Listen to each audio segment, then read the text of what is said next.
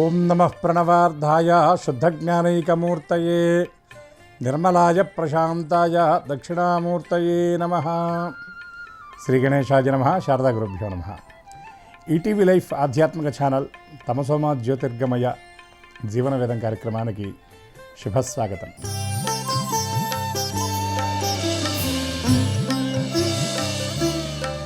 మన జీవనం వేదమయం అవ్వాలని, వేదంలో ఉన్నటువంటి ఆచరణీయమైనటువంటి విషయాలన్నింటినీ కూడా గ్రహించి మన జీవనానికి అన్వయించుకోవటం కోసం వేదంలో ఉన్నటువంటి అనేకమైన ముఖ్యమైన విషయాలను సరళంగా మనందరికీ అందించాలనే సంకల్పంతో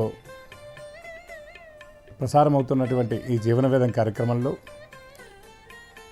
దైనందిన జీవితంలో మనం సాధన అనే దాని గురించి అనేక విధాలుగా మనం వింటూ ఉంటాం. వేదాల్లో చెప్పిన, పురాణాల్లో చెప్పిన, భగవద్గీతలో చెప్పిన దీనిని కర్మ అనేటటువంటి పేరుతో కర్మల యందు నీకు అధికారం కలదు కానీ దాని ఫలితం అందు కాదు అనే మాట అంటూ ఉంటారు. మనకి భారతంలోనే జాతిని మొత్తాన్ని ఉద్ధరించడానికి సాక్షాత్తు జగద్గురువు అయినటువంటి కృష్ణ పరమాత్మ చెప్పినటువంటి భగవద్గీత భగవంతుడి చేత చెప్పబడినటువంటి గీత కాబట్టి దీన్ని భగవద్గీత అన్నారు. ఏకైక అంశకళాత్మం సహా కృష్ణస్తు భగవాన్ స్వయం అనే శాస్త్రవచనం, పరిపూర్ణమైనటువంటి అవతారం కృష్ణావతారం. అటువంటి ఆ కృష్ణ పరమాత్మ చెప్పినటువంటి గీతను భగవద్గీత అంటే, దీనితో పాటు కృష్ణ పరమాత్మను ఆశ్రయించినటువంటి ఉద్ధవునికి చెప్పినటువంటి గీత ఉద్ధవ గీత అని కూడా అన్నారు. ఈ ఉద్ధవ గీతలో కూడా అనేకమైనటువంటి గొప్ప గొప్ప విషయాలు ఉన్నాయి. ఒక చిన్న విషయాన్ని కనుక మనం చెప్పుకున్నట్లయితే, నఖ్యమ్మయాని తీర్థాని నదేవాహ మృచ్ఛిలాదయ తే పునంత్యురుకాలేన దర్శనాదేవ సాధవ అని ఉద్ధవుడు చెప్తాడు. ఎంత గొప్ప మాట ఇది అంటే, నఖ్యమ్మయాని తీర్థాని నదేవాహ మృచ్ఛిలాదయ. మానవుడు అనేటటువంటి వాడు తరించడానికి శిలారూపంలో ఉన్నటువంటి భగవంతుడిని ఆశ్రయిస్తాడు. అంతేకాకుండా తీర్థాలలో స్నానం చేస్తూ ఉంటాడు. ఈ తీర్థాన్ని సేవించినా, భగవంతుడిని దర్శించినా, క్షేత్ర యాత్ర చేసినా కూడా వాడు తరించడానికి కొంత సమయం పడుతుందేమో కానీ తే పునంత్యురుకాలైన దర్శనాదేవ సాధవ అంటే సాధు పురుషులను గనక దర్శించినటువంటి వాడైతే గనక వెంటనే ఆ సత్ఫలితాన్ని పొందగలుగుతాడు అనే సత్పురుషుల యొక్క గొప్పతనాన్ని వర్ణిస్తూ చెప్పినటువంటి మాట. అదేవిధంగా ఇదే మహాభారతంలో మనకి మరొక గీత కూడా కనబడుతుంది. అది అష్టావక్ర గీత. అష్టావక్ర గీత ఎంత గొప్పది అంటే, సాక్షాత్తు అష్టావక్రుల వారికి, అష్టావక్ర మహర్షికి, జనకుల వారికి జరిగినటువంటి సంవాదాన్ని మనకి అష్టావక్ర గీతగా చెప్తారు. అష్టావక్రుడు చెప్పినటువంటి గీత మాత్రమే కాదు, అష్టావక్రుడి యొక్క జీవనం కూడా మనందరికీ ఆదర్శమైనది. అష్టావక్రుడి యొక్క జీవితం ద్వారా మనం తెలుసుకోవాల్సినటువంటి సందేశం ఏమిటంటే, పెద్దలు చెప్తారు, క్రియాసిద్ధి సత్వే భవతి మహతాన్నోపకరణే. సాధించాలి అనేటటువంటి సంకల్పం ఉన్నటువంటి వాడికి ఆ సంకల్పమే వాడికి బలం తప్ప మిగిలినటువంటి సాధనాలతో పని లేదు. ఎట్లా అంటే 8 వంకరలు ఉండేటటువంటి వాడు కాబట్టి ఆయన్ని అష్టావక్రుడు అని అన్నారు. ఆయనకి శరీరంలో వైకల్యం ఉన్నది కానీ బుద్ధి వైకల్యం లేదు. ఎందుకంటే మనం దైనందిన జీవితంలో సమాజంలో చూస్తూ ఉంటాం, మనిషి చూడటానికి చాలా అందంగా ఉన్నప్పటికీ కూడా వాళ్ళ బుద్ధి వంకరగా ఉంటుంది. కొంతమంది చెప్పాలంటే మాట కూడా వంకరగా ఉంటుంది. అష్టావక్రుల వారి జీవితం మనకి ఇచ్చేటటువంటి సందేశం ఏమిటంటే, నీకు ఎటువంటి వైకల్యం ఉన్నా పర్వాలేదు కానీ నీవు జ్ఞానవంతుడివి కావాలి, నీవు సాధన అనేది కనుక నీవు సక్రమంగా చేసినట్లయితే నీ జీవితం బ్రహ్మాండంగా ఉంటుంది అని అష్టావక్రుల వారి సందేశంగా మనం చెప్పుకోవాలి.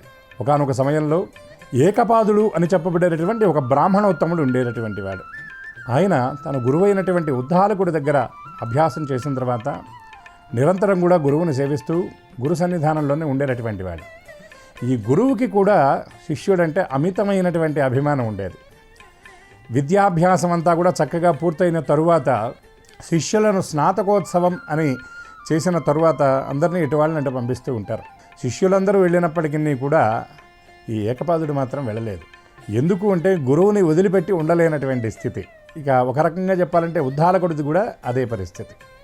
అందుకని ఏమి ఆలోచించారంటే, ఉద్దాలకుడి యొక్క కుమార్తె అయినటువంటి సుజాతను ఈ ఏకపాదుడికిచ్చి వివాహం చేశారు. అన్యోన్య ధర్మానువర్తనమైనటువంటి జీవనం చేస్తున్నటువంటి ఈ ఏకపాదుడు, సుజాత ఉభయులకు కూడా వాళ్ళ చక్కగా భగవదనుగ్రహంతో పాటు వాళ్ళ ధర్మం వాళ్ళని నిరంతరం కూడా రక్షిస్తూ ఉండేది. ఉద్దాలకుడితో పాటు ఆ గురుకుల బాధ్యతను స్వీకరించినటువంటి ఏకపాదుడు ఆ శిష్యులందరికీ కూడా ఆ విద్యను బోధిస్తూ జీవనం చేస్తూ ఉండేవాడు. ఈ పేరులో ఉన్నటువంటి విశేషం ఏమిటంటే ఏకపాదుడు అంటే పాదము అనగా కాలు అని చెప్తారు, అంటే నడకని కూడా పాదము అనే మాట అంటారు. అంటే ఒకే పథంలో నడిచేటటువంటి వాడు ఏకపాదుడు, అంటే ఒకే దారిలో నడిచేవాడు. ఏమిటి ఆయన దారి అంటే అది జ్ఞాన మార్గము, ముక్తి మార్గము, ధర్మ మార్గము. ఇంకా ఒక రకంగా ఏకపాదుడి యొక్క ఆ కోణంలో చెప్పాలంటే విద్యార్థులకు విద్యను బోధించడం తప్ప మరొక మార్గం తెలియనటువంటి వాడు అని కూడా చెప్పవచ్చు. చక్కగా విద్యార్థులకు విద్యను బోధిస్తూ ఎంతోమందిని గొప్ప పండితులుగా తయారు చేస్తూ ఉంటే ఆ భార్య పేరు కూడా సుజాత, అంటే మంచి జన్మ కలిగినటువంటిది, చక్కని రీతిలో జన్మించినది అని ఇద్దరు కూడా సార్థక నామధేయులు అని చెప్పడంలో ఎటువంటి సందేహం లేదు. కొంతమందికి ఏంటంటే పేరుకి ఆ మనుషుల స్వభావానికి కూడా ఆ సంబంధం ఉండదన్నమాట. కానీ ఇక్కడ వీళ్ళిద్దరు కూడా సార్థక నామధేయులు. ఈ విధంగా పిల్లలకు విద్యాభ్యాసం చేస్తూ విద్యను బోధిస్తూ ఉన్నటువంటి ఈ యొక్క ఏకపాదుడు కొంతకాలం జరిగిన తర్వాత సహజంగా వివాహం అయిన తర్వాత ఆవిడ గర్భధారణ చేయటం, సంతానాన్ని కనడం అనేది చాలా సాధారణమైనటువంటి విషయం. కాబట్టి సుజాత గర్భవతి అవుతుంది. అదే సమయానికి ఉద్దాలకుడు వేరే కార్యనిమిత్తం అన్యగ్రామం వెళ్ళటం జరిగింది. ఇక్కడ ఏకపాదుడు పరిపూర్ణంగా ఆ గురుకులాశ్రమ బాధ్యతను స్వీకరించి నిత్యం పిల్లలకు విద్యను బోధిస్తూ ఉన్నటువంటి సమయంలో మరికొద్ది రోజుల్లో ఇక ప్రసవం అవుతుంది అనుకున్నటువంటి సందర్భంలో ఈ గర్భంలో ఉన్నటువంటి శిశువు ఈ బయట జరిగేటటువంటి విషయాలన్నీ కూడా గమనించడం మొదలుపెట్టాడు. తండ్రి ఆయన లక్షణం ఏమిటంటే ఉత్తమ గురువు. ఈయన ఎటువంటి ఉత్తమ గురువు అంటే అతి తక్కువ కాలంలో విద్యార్థులను చక్కటి పండితులుగా తీర్చిదిద్దాలనేటటువంటి సంకల్పం ఉన్నవాడు. కాబట్టి నిరంతరం విద్యార్థుల గురించి, విద్యాబోధన గురించే ఆలోచిస్తూ ఉండేవాడు. అందుకని ఇక తెల్లవారుజామున వాళ్ళని లేపడం, వాళ్ళ చేత ఆవృత్తి చెప్పించడం, స్నాన సంధ్యాదులు పూర్తయిన తర్వాత వాళ్ళ అనుష్ఠానాదులు పూర్తయిన తర్వాత మళ్ళీ వాళ్ళకి కూర్చోబెట్టి పాఠం చెప్పడం, వాళ్ళ చేత వల్లె వేయించడం, మాధ్యాహ్నిక సంధ్యావందనం, మాధ్యాహ్నిక భోజనం తర్వాత మళ్ళీ వాళ్ళ చేత చదివించడం, మళ్ళీ సాయం సంధ్యావందనం అయిన తర్వాత మళ్ళీ వాళ్ళకి పాఠం చెప్పి రాత్రి భోజనం తర్వాత కూడా మళ్ళీ వాళ్ళ చేత వచ్చినటువంటి పాఠాన్ని త్రిప్పి మళ్ళీ ఆవృత్తి చెప్పించడం. అంటే విద్యార్థులకు ఎక్కడా కూడా వాళ్ళకి విశ్రాంతి అనేది లేకుండా ఆయన నిరంతరం కూడా పాఠం చెప్తూ ఉండేవాడు. పిల్లలకు పాఠం చెప్తూ ఉన్నటువంటి సందర్భంలో గర్భస్థ శిశువు ఈ పాఠాలన్నీ కూడా వింటూ ఉన్నట్ట. ఈ విధంగా వింటూ ఉండడం, ఎందుకంటే ఇది వైద్యులు కూడా ధృవీకరించినటువంటి విషయం. 5వ నెల సగం పూర్తయిన తర్వాత 6వ మాసం ప్రారంభం దగ్గర నుండి శిశువుకి ఆ విధమైనటువంటి చైతన్యం ఉంటుంది అని మనకి శాస్త్రవేత్తలు కూడా నిరూపించినటువంటి విషయం. మనకి కథల్లో కూడా పురాణాల్లో ఉన్నటువంటి విషయాల్లో కూడా ప్రహ్లాదుడిని గమనిస్తే ఆ ప్రహ్లాదుడు హరి కథలను నారదుడు తన తల్లి అయినటువంటి లీలావతికి చెబుతూ ఉండగానే చక్కగా విని ఆయన జన్మతః ఆయన భాగవతుడిగా ఉన్నటువంటి విషయం మనందరికీ విదితమైంది. ఈ విధంగా గర్భస్థ శిశువు బయట జరిగేటటువంటి పరిసరాలన్నింటినీ గమనిస్తుంటాడు, వాటిని అన్నింటినీ ఆకళింపు చేసుకుంటాడు, అక్కడ ఉన్నటువంటి ఆ విషయాలన్నీ కూడా వింటూ ఉంటాడు, గ్రహిస్తూ ఉంటాడు అన్నటువంటి విషయాన్ని ఇక్కడ చెప్పడం జరిగింది. అందుకే పెద్దలు ఒక మాట చెప్తూ ఉంటారు, ఏమంటారంటే గర్భవతి అయినటువంటి స్త్రీ ఎప్పుడు కూడా ప్రశాంతమైనటువంటి వాతావరణంలో ఉండాలి, ఒత్తిడికి దూరంగా ఉండాలి. గర్భవతిగా ఉన్నటువంటి స్త్రీ ఏ భాగవతమో, భారతమో, రామాయణమో చదువుతూ ఉండాలి, మంచి చక్కటి ఆధ్యాత్మిక వాతావరణంలో ఉండాలి, మనస్సుకు ప్రశాంతంగా ఉండేటటువంటి స్థితిలో ఉండాలి, ఇంకా చక్కటి సంగీతం వినాలి. అంతే తప్ప ఏవో విధ్వంసకరమైనటువంటి పరిస్థితులు, విధ్వంసకరమైనటువంటి సినిమాలు, సీరియల్స్ చూస్తూ ఉంటే పుట్టేవాడి మీద ఆ ప్రభావం తప్పకుండా ఉంటుంది అని కూడా అంటూ ఉంటారు. కాబట్టి ఈ సుజాత గర్భవతిగా ఉన్నప్పుడు గర్భస్థ శిశువు అవన్నీ కూడా చక్కగా వింటూ ఉండి ఒకనాడు తండ్రి పాఠం చెప్పేటటువంటి సందర్భంలో గర్భంలో నుండి వాణి వినిపించిందట. ఏమని అంటే, తండ్రి నీవు ఇక్కడ స్వరం తప్పు చెప్పావు అన్నట్ట. ఏమైనా నీవు గర్భస్థ శిశువుగా ఉండే నాకు వంకలు పెట్టడం మొదలుపెట్టావా? నేను చెప్పినటువంటి పాఠానికే నీవు ఆ వక్రగతిని అంటే ఆ వక్ర భాష్యాన్ని నీవు చెప్పావా అని చెప్పి ఆవేశంలో ఆయన ఏమన్నాడంటే ఆ కుమారుడికి శాపం ఇచ్చట, నీవు 8 వంకరలతో జన్మిస్తావు అని చెప్పాట. తల్లి బాధపడింది, తండ్రి కూడా బాధపడ్డాడు. ఎందుకంటే ప్రతి దాని వెనకాల ఒక కారణం ఉంటుంది. వాళ్ళు ఆ విషయాన్ని తెలిసినటువంటి వాళ్ళు కాబట్టి దాని గురించి ఎక్కువగా బాధపడలేదు. సరే, చివరికి ప్రసవ సమయం సమీపిస్తూ ఉన్నటువంటి సందర్భంలో ప్రసవానికి ముందు తల్లిదండ్రులు కొన్ని సిద్ధం చేసుకోవాల్సినటువంటి ఉంటాయి. అదే విషయం సుజాత చెప్పింది. స్వామి, మా నాన్నగారు చూస్తే ప్రవాసంలో ఉన్నారంటే వేరే గ్రామాంతరం వెళ్ళారు, ఆయన అందుబాటులో లేరు. ఈ గురుకులం యొక్క బాధ్యతనంతా కూడా మీరే చూస్తున్నారు, విద్యాబోధ చేస్తున్నారు, కానీ మీరు ఎప్పుడూ దీని ధ్యాసే తప్ప నేను గర్భవతిగా ఉన్నాను, కొద్ది రోజుల్లో ప్రసవం జరుగుతుంది, మరి నాకు ఒక పిల్లవాడో పిల్లో జన్మిస్తుంది, మరి వాళ్ళకి సంబంధించినటువంటి ఏర్పాట్లన్నీ మీరు చూడాలి కదా. ఎందుకంటే సహజంగా ప్రసవానికి ముందు కొన్ని ఏర్పాట్లు చేస్తారు. ఆ పిల్లవాడికి కావాల్సినటువంటివి కొన్ని సిద్ధంగా పెట్టుకుంటారు. హార్లిక్సో, బూస్టో, ఇంకొకటో సెరిలాకో ఏవో తెచ్చి పెట్టుకుంటుంటారు. కొంతమందికి అయితే తల్లిపాలు లేకపోతే వాళ్ళకి సంబంధించినటువంటి పాలపిండో, ఇంకా ఆధునిక జీవనంలో చెప్పాలంటే డైపర్లు ఇత్యాదులన్నీ కూడా సిద్ధం చేసుకుంటారు. మరి ఈ విధంగా మీరు సిద్ధం చేయాలి కదా అని చెప్పనని భార్య చెబితే ఆయన అన్నట్ట, నేను విద్యాభ్యాసం అయితే విద్యనైతే నేను బోధించేవాడినే తప్ప నా దగ్గర విత్తం లేదు కదా, ఎలా అంటే అప్పుడు ఆయన ఆలోచించి చెప్పాట, ఈ రాజ్యాన్ని పరిపాలిస్తున్నటువంటి జనకుడు అనేటటువంటి మహారాజు ఒక దివ్యమైనటువంటి యాగం చేస్తున్నాడు. అక్కడికి వెళ్ళి నేను నా పాండిత్యాన్ని ప్రదర్శించి పండితుడిని కాబట్టి వారి చేత ఆదరణ పొంది వారి దగ్గర కొంత ధనాన్ని నేను సంపాదించి తీసుకొచ్చి ఈ ఏర్పాటు చేస్తాను అని చెప్పాట. ఇక్కడ జనకుడు అంటే, జనకుడు అనే పేరు వినగానే మనందరికీ గుర్తొచ్చేటటువంటి పేరు ఏమిటంటే సహజంగా కార్తీక పురాణంలో కనిపించేటటువంటి జనకుడు, జనక వశిష్ఠ సంవాదం, అదేవిధంగా జానకీమాత అంటే భూజాత సకల సద్గుణోపేత సీతామాత తండ్రి అయినటువంటి జనక మహారాజు మనకు జ్ఞాపకం వస్తాడు.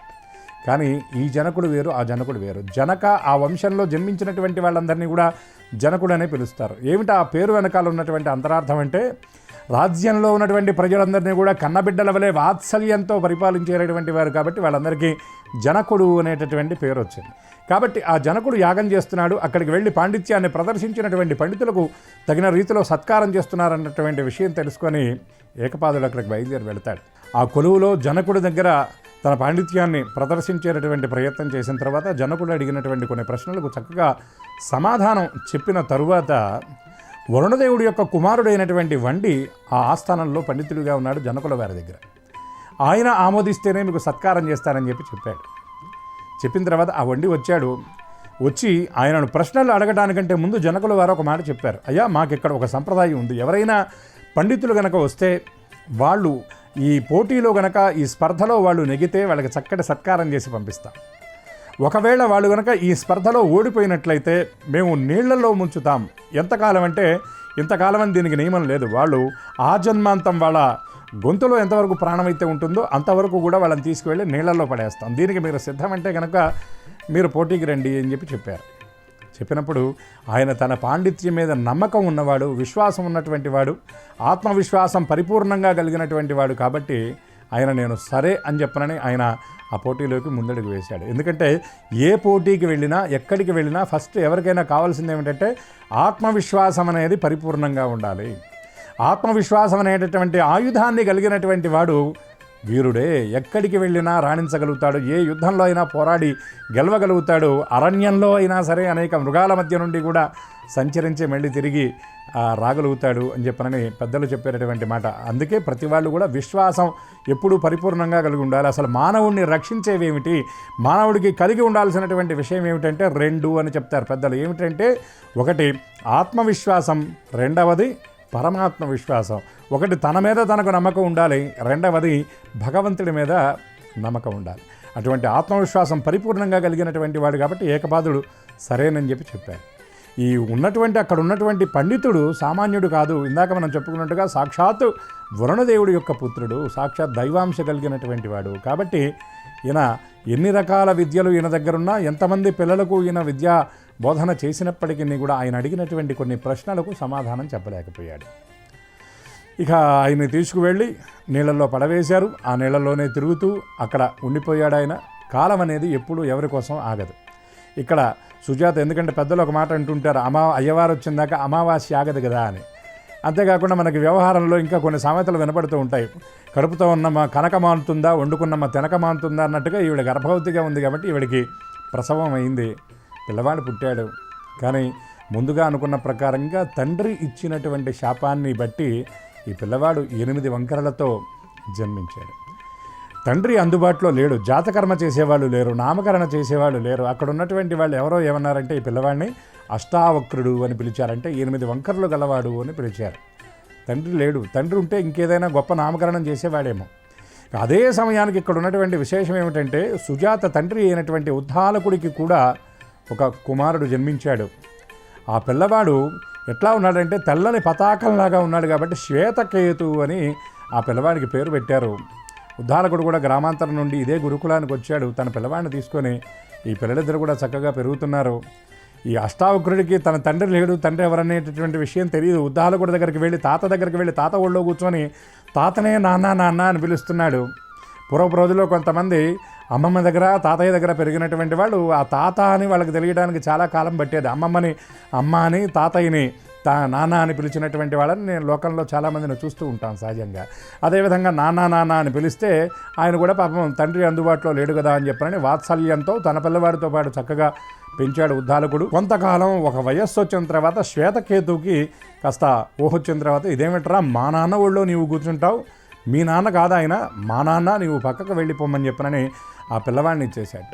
చేసేటప్పటికి అష్టావక్రుడు ఏడుస్తూ తల్లి దగ్గరకు వచ్చి, అమ్మ నాన్న ఎక్కడికి వెళ్ళాడు, మా నాన్న ఎవరు ఏమిటంటే, అప్పుడు ఆవిడ చెప్పింది, నాయన మీ నాన్న పేరు ఏకపాదుడు, ఇట్లా పండితుడు, ఈ ఉద్దాలకుడు నా తండ్రి గారయ్యా, మా నాన్న నీవు నాన్న అంటున్నావు, మీ తాతగారు కూడా చక్కగా నిన్ను పెంచారు, మీ తండ్రి గారు నీ యొక్క ప్రసవానికి ముందు నీకు కావాల్సినటువంటి ఏర్పాట్లు చేయడం కోసం, ధనం కోసం రాజ్యసభకు వెళ్ళారు. అయితే నాకు ఈ మధ్య తెలిసిన విషయం ఏమిటంటే, అక్కడ వాదనలో ఓడిపోయినటువంటి వాళ్ళని నీళ్లలో పడవేస్తారన్నటువంటి విషయం తెలిసిందే. బహుశా మీ తండ్రి గారిని కూడా ఆ విధంగా నీళ్లలో పడవేశారేమో అని చెప్పి తల్లి చెప్పేటప్పటికి ఎంతో బాధపడ్డటువంటి అష్టావక్రుడు గర్భస్థ దశ నుండి కూడా విద్యాభ్యాసాన్ని చేస్తున్నటువంటి వాడు కాబట్టి, జన్మించిన తర్వాత అది పిన్న వయస్సులోనే గురుకులంలో ఉన్నటువంటి వాడు కాబట్టి ఆ వాతావరణంలో విద్య వద్దన్నా వచ్చేది. అంతేకాకుండా ఉద్దాలకుడు కూడా తన మనవడికి కొడుక్కి చక్కగా పాఠం చెప్పేటటువంటి వాడు. వాళ్ళిద్దరిని పరిపూర్ణమైనటువంటి విద్యావంతులను చేశాడు. వాళ్ళు వయస్సు రీత్యా చిన్నవాళ్ళు అయినప్పటికీ కూడా పాండిత్యంలో చాలా గరిమ కలిగినటువంటి వాళ్ళు. అప్పుడు అష్టావక్రుడు ఒక మాట అన్నాడు, అమ్మా నేను వెళ్ళి మా తండ్రి గారిని అక్కడి నుండి విడిపించి తీసుకొస్తాను అని చెప్పి చెప్పాడు. తల్లికి ఎప్పుడు కూడా పిల్లవాడు ఎంత వయస్సు వచ్చినా కూడా చిన్నవాళ్ళలాగే అనిపిస్తాడు.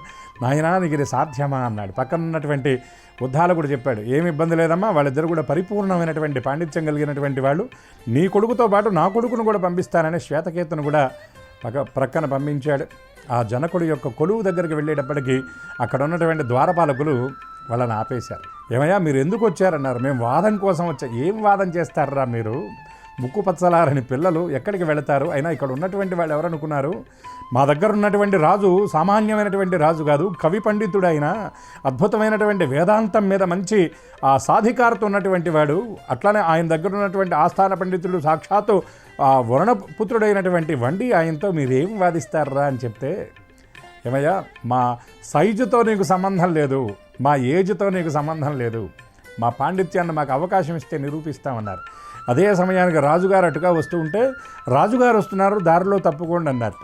అంటే ఈ పిల్లవాడు సమాధానం చెప్పేట, ఎవరికైనా తప్పుకుంటామయ్యా, గర్భవతి వస్తున్నా, స్త్రీ వస్తున్నా, లేకపోతే ఏదైనా పశువో మృగమో వస్తున్నా పక్కకు తప్పుకుంటాం. కానీ ఒక్క మాట జ్ఞాపకం పెట్టుకోవాలి, బ్రహ్మవేత్తలు వచ్చినప్పుడు వాళ్లే ప్రక్కదారిలో వెళ్ళాలి తప్ప బ్రహ్మవేత్తలను దారి తప్పుకొని పక్కకు వెళ్ళమని చెప్పకూడదు. అంటే ఆ విషయం విన్నటువంటి జనకుల వారు కొలువులోకి వెళ్ళిన తర్వాత అక్కడ ఉన్నటువంటి వాళ్ళని ఆజ్ఞాపిస్తే ఈ పిల్లలిద్దరిని కూడా లోపలికి పంపించారు.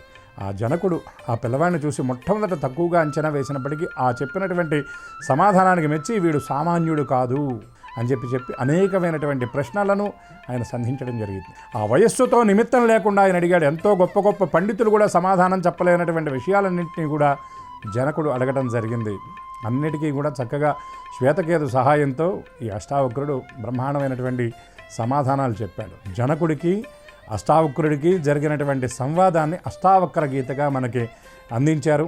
అంతేకాకుండా ఎందుకండి ఈయన 8 వంకరలు ఉన్నారంటే, అష్టాంగ యోగాన్ని జాతికి ప్రసాదించినటువంటి మహానుభావుడు అష్టావక్ర మహర్షి. ప్రాణాయామ ప్రత్యాహార ధారణ ధ్యాన సమాధి అష్టాంగ యోగానుష్ఠాన ఆ విధులన్నింటినీ కూడా చక్కగా ఆ 8 అష్టాంగ యోగాలను అందించినటువంటి మహానుభావుడు. ఈయన సంవాదం అయిపోయిన తర్వాత ఆయన ఆస్థాన పండితుడైనటువంటి వండిని కూడా పిలిపిస్తే ఆయన కూడా వచ్చి మరికొన్ని ప్రశ్నలు అడిగి ఆయన ఈ పిల్లవాడు నెగ్గినట్టుగా ప్రకటించి మీకు ఏం వరం కావాలో కోరుకోండి, మీకు ఏ కానుక కావాలన్నా ఇస్తానన్నాడు.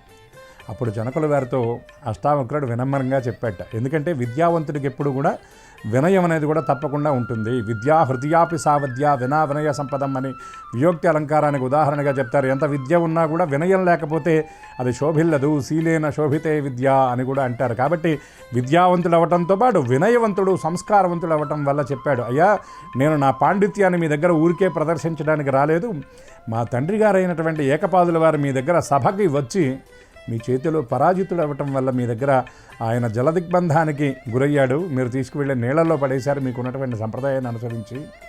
నేను తండ్రి లేనటువంటి పిల్లవాడిని అయ్యాను.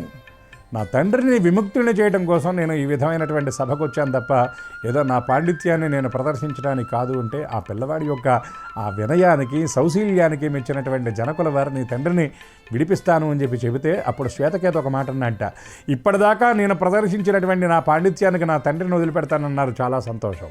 కేవలం నా తండ్రిని మాత్రమే కాదు, మీ దగ్గర ఎంతమంది అయితే బంధింపబడ్డారో అంతమందిని విడిపించండి. కావాలంటే మరికొన్ని ప్రశ్నలు అడగండి, ఇంకొంచెం నాకు తెలిసినటువంటి శాస్త్ర సంబంధమైనటువంటి రీతిలో అన్నిటికీ నేను సమాధానాన్ని ఇస్తానని చెప్పేటప్పటికీ ఆ పిల్లవాడి పరోపకార పరాయణత ఏదైతే ఉన్నదో దానికి ముగ్ధుడైపోయినటువంటి జనకుల వారు చెప్పాట, అయ్యా నేను సామాన్యంగా వాళ్ళందరినీ బంధించడానికి కాదు, మా ఆస్థానంలో ఉన్నటువంటి ఆ వండి అనేటటువంటి ఆ పండితుడు ఎవరైతే వరుణపుత్రుడు ఎవరైతే ఉన్నాడో ఆయన వరుణదేవుడు చేస్తున్నటువంటి దీర్ఘసత్ర యాగం 1000 మంది పండితులతో చేయాలి అనేటటువంటి ఉద్దేశంతో ఉంటే వాళ్ళందరినీ ఆ నీళ్లలో పడవేసి వాళ్ళ చేత పారాయణ చేయిస్తున్నాను అని చెబితే, బాగుందయ్యా మీ యజ్ఞం, ఇట్లానా మీరు చేయించేదని చెబితే అక్కడ ఉన్నటువంటి వాళ్ళందరినీ కూడా చక్కగా బంధ విముక్తుల్ని చేశారు.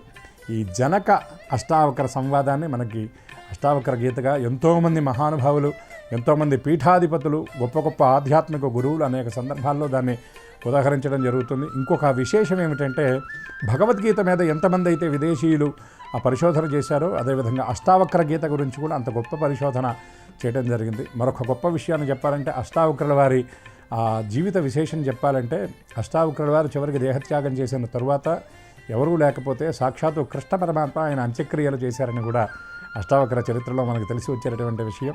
ఆ పిల్లవాడు చక్కగా తన తండ్రిని తీసుకుని ఆశ్రమానికి వచ్చిన తర్వాత తన తండ్రి చెప్పాట, నాయన తెలియక నేను ఈ విధంగా నీకు శాపం ఇచ్చాను, కాబట్టి నేను కొన్ని మంత్రాలు నీకు ఉపదేశిస్తాను, నదిలో స్నానం చేస్తూ ఆ మంత్రాలు చెప్పమంటే ఆయన నదిలోకి వెళ్ళి స్నానం చేస్తూ ఉన్నటువంటి సందర్భంలో ఆ మంత్రాన్ని జపించడం వల్ల ఆయన శరీరానికి ఉన్నటువంటి ఆ వైకల్యం పోయి మళ్ళీ చక్కగా స్వచ్ఛమైనటువంటి నిర్మలమైనటువంటి దేహాన్ని, ఏ విధమైనటువంటి వికలత లేనటువంటి శరీరాన్ని ఆయన పొందడం జరిగింది ఆయన తండ్రి యొక్క అనుగ్రహం చేత.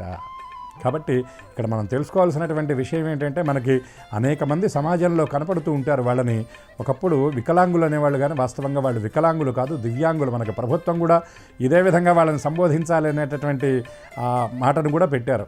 నిజంగా ఆలోచన ఎవరిదో కానీ చాలా గొప్ప విషయం. ఎందుకంటే ఒకటెక్కడైనా ఏదైనా ఒక చిన్న లోపం ఉండుండొచ్చు, కానీ భగవంతుడు దయాసముద్రుడు, మిగిలినటువంటి ఆ అంగాలకు బ్రహ్మాండమైనటువంటి చైతన్యాన్ని ఇస్తాడు.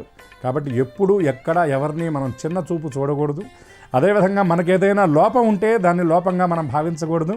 మన మనస్సు, మన సంకల్పం, మన ఇది బలంగా ఉంటే మనం దేన్నైనా సాధించగలుగుతాం. క్రియాసిద్ధి సత్వే భవతి మహతాన్నోపకరణే. సాధించాలి అనుకునేటటువంటి వాడికి మిగిలినటువంటి ఉపకరణాలతో సంబంధం లేదు, వాడి సంకల్పమే ప్రధానమైనటువంటి సాధనమని మనం గ్రహించాలి. కాబట్టి ఈ విషయాన్ని అందరూ కూడా గ్రహించి జీవనంలో కూడా చిన్న చిన్న లోపాలని ఏమాత్రం పట్టించుకోకుండా సత్సంకల్పంతో ముందుకు వెళతారని, సకల విజయాలు మీరందరూ కూడా సాధిస్తారని ఆశిస్తూ అష్టావక్రుడి యొక్క దివ్యకృప, కృష్ణ పరమాత్మ యొక్క అనుగ్రహం అందరికీ పరిపూర్ణంగా ఉండాలని కృష్ణ పరమాత్మ దివ్యశ్రీ చరణాలకు సాంజలిబద్ధంగా సప్రశ్రేయంగా నమస్కరిస్తూ స్వస్తి. ఈ కార్యక్రమాన్ని తిరిగి చూడాలనుకుంటే www.youtube.com/@ETV Life Spiritual లో చూడవచ్చు.